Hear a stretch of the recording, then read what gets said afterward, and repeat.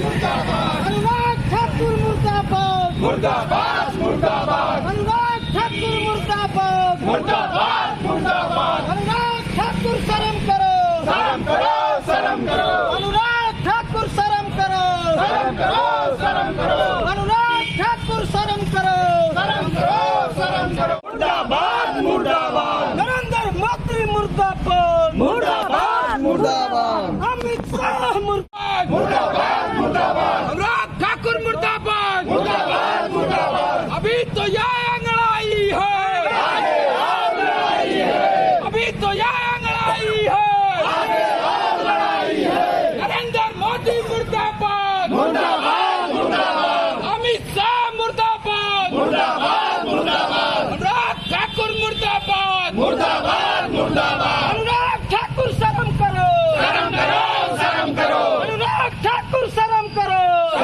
रूप से हम इससे बड़ा धरना प्रदर्शन करेंगे और हम भाजपा सरकार से मांग करते हैं कि उन्हें उनके पद से बर्खास्त किया जाए। ठीक है, क्या नाम हुआ सर? जी। मेरा नाम रमन पांडे है। संसद में संसदीय परंपराओं को धत्ता बताते हुए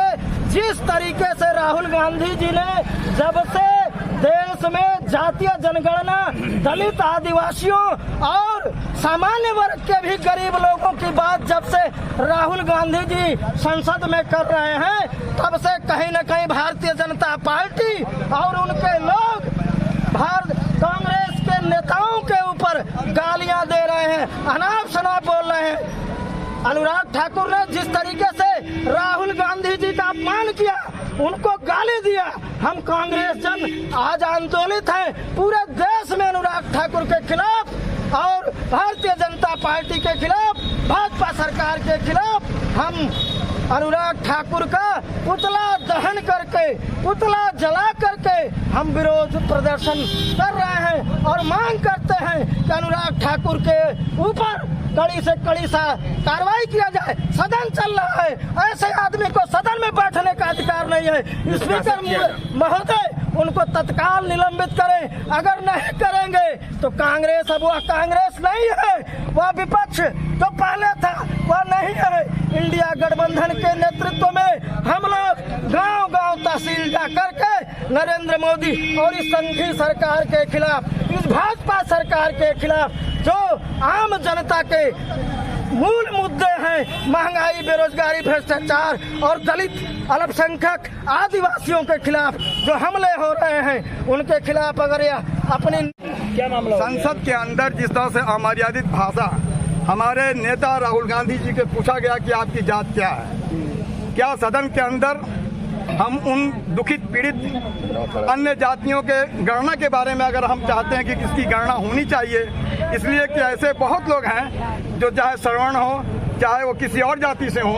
उनके जितने भी पैसे वाले लोग हैं, बड़े लोग हैं, उसका हर सुविधा का लाभ उठा रहे हैं। मध्य परिवार से नीचे के लोग आज भी परेशान हैं, उनके परिवारों में नौकरी नहीं है। जातिगत गणना में ये होगा कि उनकी आर्थिक स्थिति भी आएगी, उनकी हमारे यहाँ ये भी आएगा कि किसकी कितनी संख्या है, उसी आधार पर भी उनको उसका प्रायोरिटी उनके लाभ देने का प्रयास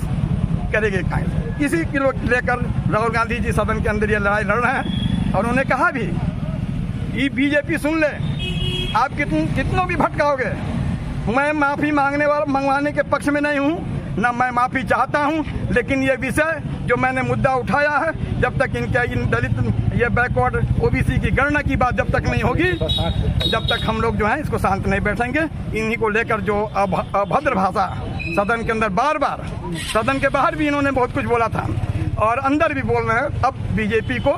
समझना होगा कि सदन के अंदर अमर्यादित भाषा पर इनको रोक लगानी होगी। आपको जवाब देना, जो प्रश्न पूछा जाए उस पर जवाब दे। इसके लिए हम लोगों ने अनुराग ठाकुर का पुतला फूका है, क्योंकि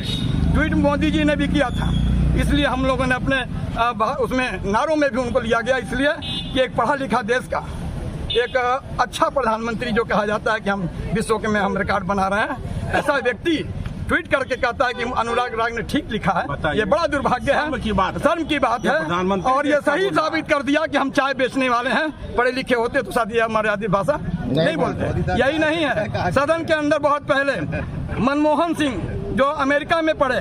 उन्होंने अर्थशास्त्र का पूरी दुनिया को जो सबक सिखाई, उसको कहते थे कि आप रैन कोट पहन के चल रहे हैं, जिसकी पूरी दुनिया ने